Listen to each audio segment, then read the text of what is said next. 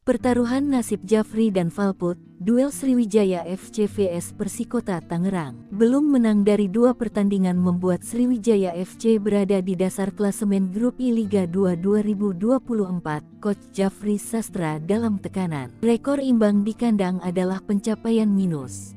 Nasib striker asing asal Curaçao juga jadi sorotan karena masih mandul. Insya Allah kita siap menghadapi Persikota besok.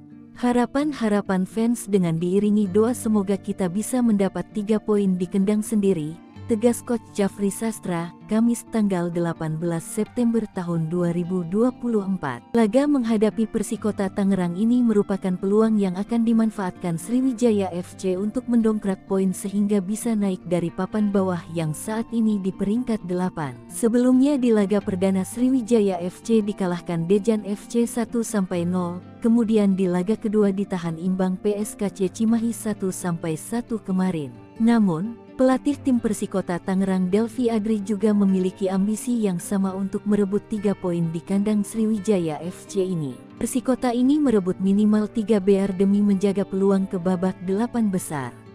Sebelumnya Persikota mengalahkan FC Bekasi City 2-1, lalu kalah dari PSMS Medan 0-1.